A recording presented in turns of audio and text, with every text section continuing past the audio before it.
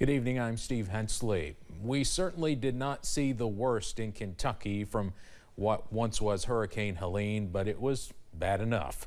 At least 8 counties have declared a local state of emergency, and thousands are still without power after high winds and heavy rain moved through. While we saw a break this evening, more rain is expected during the weekend. Meteorologist Eric Dean has the latest on this First Alert Weather Day. Eric. All right, good evening, Steve. Good evening, everybody. Here's the latest now on post-tropical Helene. Winds are at 30 miles per hour. It's moving to the west-southwest at 8 miles per hour. And the latest location now has it about 115 miles east-northeast of Paducah, Kentucky. This is as of just a few minutes ago, the top of the hour. So with that being said, your first alert is going to have rain lit up in orange, as Steve mentioned. Rain chances will remain in the forecast as we go throughout the day on Saturday.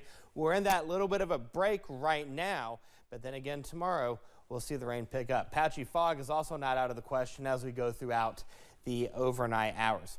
There is a little bit of good news with this, though. Look at the rainfall total for the month. We're sitting at 4.15 inches, which now puts us at 1.1 inches above normal. Remember last week at this time we were talking about how we were on pace to being the driest September on record. So there's a little bit of a silver lining of good news, but we've still had a substantial amount of rain and some flooding concerns. And you can see where we've had the rain over the past 10 days.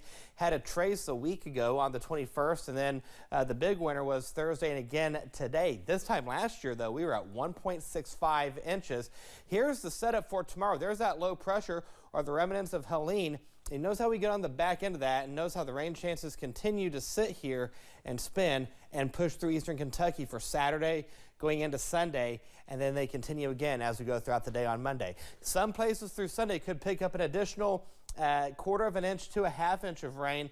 Some places over towards Moorhead, over towards the Monticello area could easily pick up another inch. So something that we have to keep an eye on. But right now, all is quiet for the most part on live pinpoint Doppler radar. A little bit of a rain shower across portions of Middlesboro over towards Monticello, but that's it in terms of rainfall. The ARH 7-day forecast for the weekend is always in view, takes us into the low to mid 70s as we go throughout the next 7, keeping the rain chances in the forecast for the weekend going into the first part of next week. Then we go to 79 with mostly sunny skies by next Friday. Keep in mind, 75 is where we should be for this time of year. That's the latest First Alert forecast. Steve? All right, Eric, thanks. The death toll continues to rise as Helene battered Florida and moved over the southeast. At least 44 people are reported dead in several states. Emergency crews are desperately working to rescue people trapped in flooded homes after Helene struck Florida's Gulf Coast as a Category 4 hurricane, causing massive storm surge. CBS's Tom Hansen is in Tallahassee with the latest. Floodwaters inside this Tennessee hospital forced patients and their caregivers to seek shelter on the roof. Emergency responders used helicopters to rescue about 50 people and bring them to safety. There were emotional reunions when those stranded were back on the ground and safe. In Helene's aftermath, drone footage in hard-hit Florida shows widespread flooding on Siesta Key near Sarasota. Godspeed, Cedar Key. This is Whidden heading down the Gulf. I was trying to make it to my mama's house, but it's neck deep here. Cedar Key is among countless places where people were rescued overnight as Helene battered the southeast. Whatever the wind damage was far outweighed by the surge. I mean, it's just when you have all this water coming in, it's just devastating. This team in South Pasadena, Florida, called out for people who might need help when several homes caught fire. Helene is the 3rd hurricane to hit the Big Bend region of the Sunshine State in the last 13 months. Here in Tallahassee, the state capitol was spared a direct hit, but the deadly storm still took out trees and power lines. At the height of the hurricane, millions across the southeast were without power. In Georgia, sparks flew as power lines were downed. Helene ripped the roof and walls from this building in Valdosta. North Carolina forecasters warned of nearly unprecedented flooding. Helene is causing life-threatening flash flooding, numerous landslides and downed trees, causing power outages. Flooding will continue through the weekend in some areas. And a suspected tornado caused damage on the ground in Rocky Mount, North Carolina, injuring several people. Tom Hansen, CBS News, Tallahassee, Florida. Just so much damage in so many states.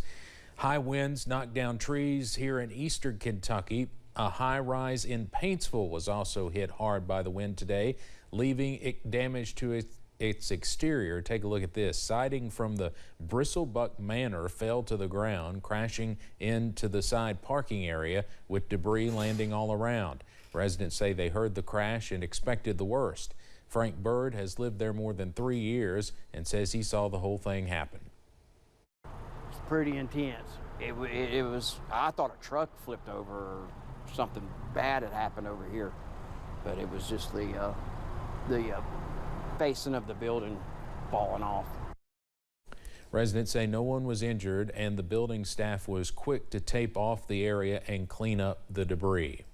At one point today, around 225,000 customers were without power in Kentucky alone. That number is down to about 150,000 now, as crews in Kentucky continue to work around the clock to get the power back on for thousands of people. Some may be firing up their generators.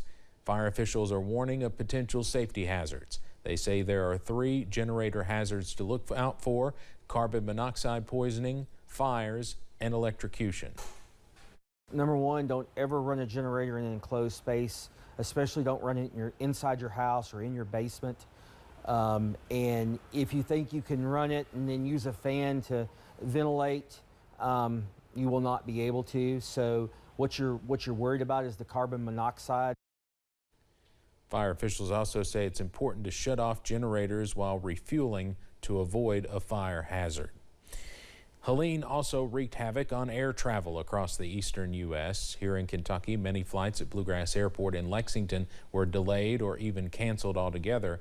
However, flights scheduled to come in tonight seem to be on schedule. Although it was delayed for much of the day, the World Chicken Festival in London is now back on track. First responders worked to help vendors set back up once the grounds were reopened around 5 o'clock today. Festival coordinator Travis Short encouraged folks to still come out. This festival is very important to the community because it is a fundraiser, and everything that is done here actually supports over 50 local nonprofits. And when you see these food vendor booths up and down Main Street and on some of the side streets, they are only here because they have partnered with a local nonprofit. The festival continues through Sunday with many vendors and musical acts. Officials in Jenkins are monitoring water levels in Elkhorn Creek and Lake. With water gauges in several places throughout the city, folks can use their phones now to see what those water levels are, and they can even sign up to send alerts to their phones. Mayor Todd Dupree says they have received good feedback from the community, adding it gives folks a peace of mind to know if they need to take action or not. It's a peace of mind for them in a way to be, like I said, weather aware and what the stream's doing.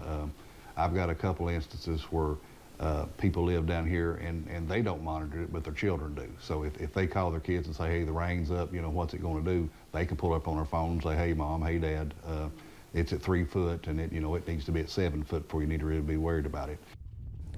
Dupree says they are working to upgrade some of the gauges with cameras to further monitor water levels. London police have issued a golden alert for a missing man. 60-year-old Jerry Stewart was last seen today at the Comfort Inn and Suites. Stewart is 6 feet tall, 200 pounds, and was wearing a ball cap. He recently suffered a stroke and is mostly nonverbal due to early-stage dementia. Police say he had a 2-day-old bus ticket to Knoxville, Tennessee, and may have tried to travel there. Anyone with information should contact the London Police Department. With the gloomy weather, darkness is on a lot of people's minds, but a Pike County woman wanted to extend a little light while putting a spotlight on suicide prevention. Destiny Runyon decided to take a group of people to Pikeville's Walmart, offering something for free with every purchase: a hug and a little encouragement. Runyon, her kids, and her friend Johnny Bryant held up signs and offered hugs, having what they called meaningful and moving conversations with strangers. I wish that I would have had someone to give me a hug in some of my darkest times. I am actually a suicide attempt survivor 5 times. You never know whenever there's people just like us out there walking around and nobody knows what's going on. And the moment they get a hug, they just unloose it all, you know? And sometimes it's just something as little as that. The duo said it was a beautiful exercise in emotion and empathy, hoping to remind everyone that someone cares. Applications for the WYMT Mountain Classic Scholarship are still open. You have until 5 p.m. on October 4th to submit applications. In addition to the WYMT Mountain Classic Scholarship, you can also submit applications for the Ralph Gabbard Memorial Scholarship and the Tony Turner Memorial Scholarship. Students who want to apply should submit their applications to their guidance counselor prior to the deadline. We have more about this at WYMT.com. Tickets for Big Blue Madness sold out in just 24 minutes today, leaving fans scrambling to get a seat. On October 11th, Rupp Arena will be packed with more than 20,000 fans eager to see new head coaches Mark Pope and Kenny Brooks in action. Now, if you did not snag a ticket, you can still catch all the action live on the SEC Network.